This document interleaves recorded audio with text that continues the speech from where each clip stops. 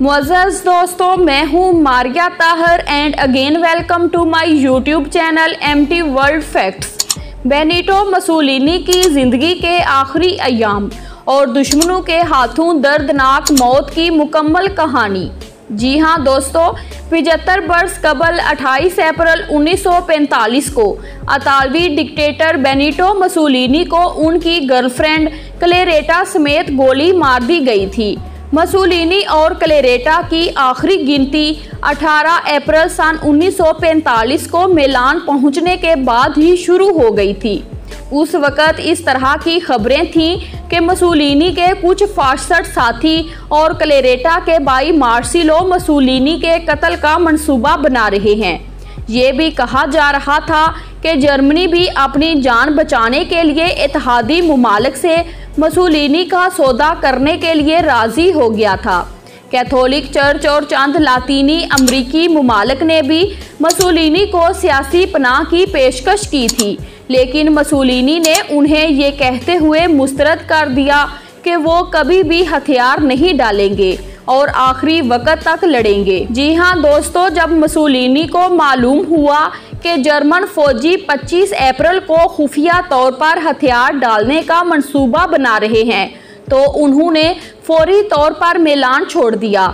उनके साथ उनके जर्मन बॉडीगार्ड चीफ फर्टर्स बर्जर और खुफिया पुलिस के लेफ्टिनेंट ओटो कसीनट भी मौजूद थे।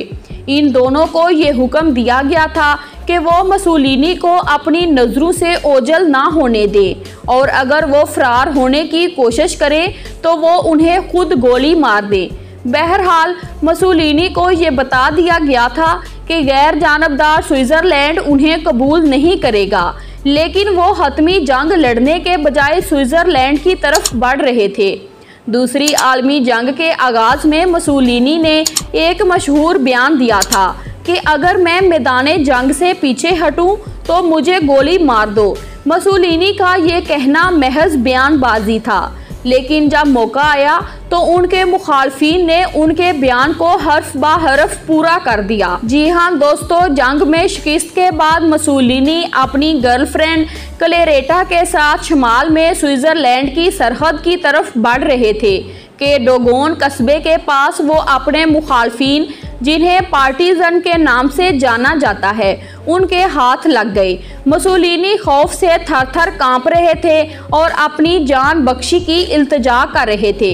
एक पार्टीजन के मुताबिक मुसोलिनी के आखिरी अल्फाज थे, मेरे सीने पर गोली मारो, जबकि एक दूसरे शख्स ने कहा कि मुसोलिनी ने कहा कि मेरे दिल का निशाना लो। मुसोलिनी से मुतासर होकर हिटलर ने खुदकुशी की। बाज़ मौरखीन का ख्याल है कि मुसोलिनी के जिस्म के साथ नारवा सलूक ने हिटलर को खुदकुशी करने और फिर अपने जिस्म को जला देने की तरगीब दी। जी हाँ दोस्तों, प्रोफेसर कर्टजर ने अपनी किताब द पोप एंड मुसोलिनी में लिखा कि मुसोलिनी की मौत की खबर हिटलर को 29 अप्रैल सन 1945 को रेडियो के जरिए अपने ज़ेरे ज़मीन बंकर में मिली।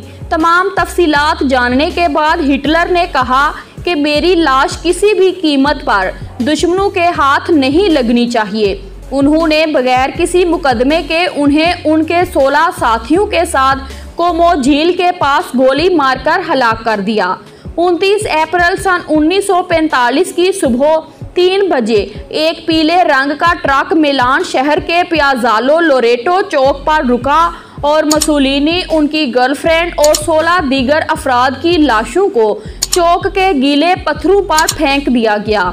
8 बजते बजते अखबार के एक खसूसी एडिशन और एक रेडियो बुलेटिन के जरिए ये खबर पूरे शहर में फैल गई कि डोचे को सजाए मौत दे दी गई है और उनकी लाश पियाज़ालो लोरेटो में पड़ी है। ये वही जगह थी जहां 8 माह कबल मुसोलिनी ने अपने 15 मुखालफिन को गोली मारकर हलाक किया था। जी हाँ दोस्तों, मोरख रे मोजली अपनी किताब द लास्ट 600 डेज ऑफ डोचे में लिखते हैं कि ये इतला मिलते ही 5000 के करीब लोगों का बेकाबू हजूम वहां इकट्ठा हो गया। एक औरत ने मुसोलिनी की लाश के सर पर 5 गोलियां दागी और कहा कि उसने उनसे अपने 5 बच्चों की मौत का बदला ले लिया है। एक दूसरी औरत ने अपनी स्कर्ट उठाई और सबके सामने बैठकर मुसोलिनी की बिगड़ी हुई सूरत पर पेशाब किया। एक दूसरी औरत कहीं से एक कोड़ा ले आई और मुसोलिनी की लाश पर कोड़े बरसाने लगी। एक और शख्स ने मुसोलिनी के मुंह में एक मुर्दा चूहा डालने की कोशिश की। इस दौरान वो मुसलसल चीखता रहा कि अब इस मुंह से तकरीर करो।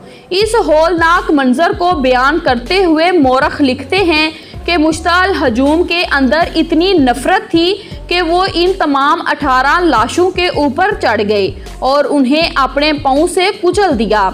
इसी वक्त एक लंबे चौड़े शख्स ने डोचे की लाश को बगल से पकड़कर ऊपर उठाया ताकि वहां मौजूद लोग उसे बेहतर ढंग से देख सकें। जी हाँ दोस्तों, उसके बाद भीड़ से आवाज आने लगी, और ऊंचा, हम देख नहीं पा रहे।